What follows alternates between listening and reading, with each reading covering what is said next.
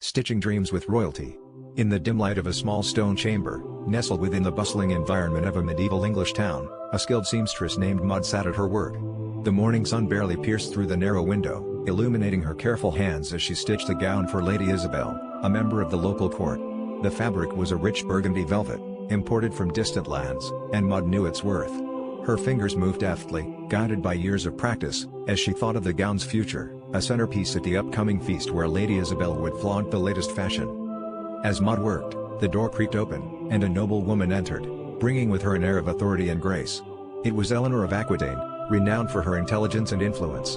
Eleanor, traveling through the region, had heard of Maud's talents and decided to see the seamstress's work firsthand. Maud, though nervous, curtsied respectfully, trying to maintain her composure.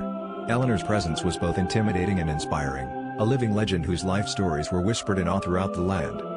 Eleanor admired the gown with a discerning eye, her appreciation evident in the slight smile that played across her lips. "You have a gift," she said, her voice smooth and commanding. Maud, heartened by the compliment, found herself engaged in conversation with the Queen. They spoke of fabrics and fashion, but also of the changing tides in England, the role of women in court, and Eleanor's own experiences from France to the Holy Land. The Queen's tales were filled with adventure and wisdom, leaving Maud inspired beyond her humble station.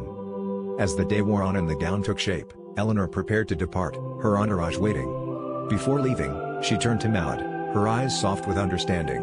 "Remember, every stitch we make is part of a much larger tapestry," Eleanor said, imparting a final piece of wisdom. With that, she was gone, leaving Maud to ponder the unexpected encounter. The seamstress returned to her work, her thoughts alight with possibilities, each stitch now imbued with newfound purpose. In that small chamber, Maud's world had expanded, touched by the presence of a queen who knew well the power of a well-made garment and a well-told story.